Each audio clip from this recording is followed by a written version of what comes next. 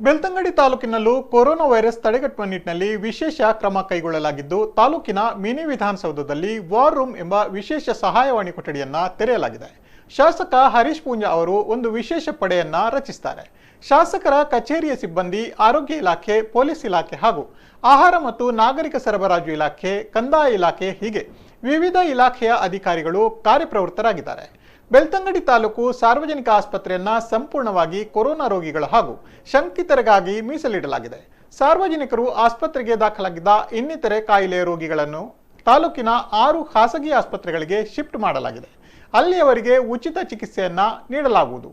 ತಾಲೂಕಿನಲ್ಲಿ ಶಂಕಿತರು ಅಥವಾ ಹೊರ ಜಿಲ್ಲೆ, ಹೊರ ದೇಶದಿಂದ ಬಂದವರು ನಿಮಗೆ ಕಂಡು ಬಂದಲ್ಲಿ ಅಥವಾ ಮಾಹಿತಿ ಸಿಕ್ಕಿದಲ್ಲಿ ಕೊರೋನಾ ವಾರ್ ರೂಮ್ ಸಹಾಯವಾಣಿಗೆ ಕರೆ ಮಾಡಿ ತಿಳಿಸಲು ಸೂಚಿಸಲಾಗಿದೆ.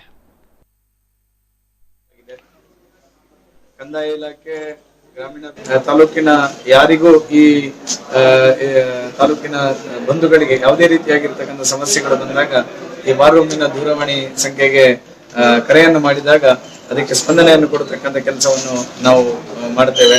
ಈ ಸಂದರ್ಭದಲ್ಲಿ ತಾಲೂಕಿನ ಎಲ್ಲ ಜನತೆಯಲ್ಲಿ ನಾನು ವಿನಮ್ರವಾಗಿರ್ತಕ್ಕಂಥ ವಿನಂತಿಯನ್ನು ಮಾಡ್ತೇನೆ. ಇವತ್ತು ಇಡೀ ವಿಶ್ವವ್ಯಾಪಿಯಾಗಿ ಹಬ್ಬಿರ್ತಕ್ಕಂಥ ಕೊರೋನಾ ವೈರಸ್ ಅನ್ನು ದೂರ ಮಾಡಬೇಕಾದ್ರೆ ನಾವು ಸ್ವಯಂ ನಿರ್ಬಂಧನ ಹಾಕಿಕೊಂಡು ಮನೆಯಲ್ಲಿ ಕೂತ್ಕೊಳ್ತಕ್ಕಂಥ ಕೆಲಸವನ್ನು ನಾವು ಮಾಡಬೇಕು.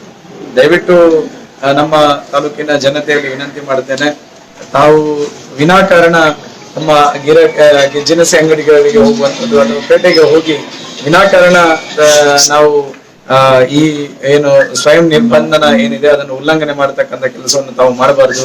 ತಮಗೆ ಬೇಕಾಗಿರ್ತಕ್ಕಂಥ ವಸ್ತುಗಳನ್ನು ಮಾತ್ರ ತೆಗೆದುಕೊಂಡು ಹೋಗಿ ದಾಸ್ತಾನು ಮಾಡಿ ಅದಕ್ಕೆ ನಿಮ್ಮ ಜೀವನ ನಿರ್ವಹಣೆಯನ್ನು ಮಾಡಿಕೊಳ್ಳಿ. ಆ ಮೂಲಕ ಇನ್ನಷ್ಟು ಜನರ ಪ್ರಾಣದ ರಕ್ಷಣೆಯನ್ನು ಮತ್ತು ಈ ರೋಗವನ್ನು ಹರಡದಂತೆ ಸಂರಕ್ಷಿಸತಕ್ಕಂಥ ಕೆಲಸವನ್ನು ನೀವೆಲ್ಲ ಮಾಡಬೇಕು ಎನ್ನುವಂಥದ್ದನ್ನು ಈ ಸಂದರ್ಭದಲ್ಲಿ ನಾನು ಹೇಳಲಿಕ್ಕೆ ನಾನು ಇಚ್ಛೆ ಪಡ್ತೇನೆ.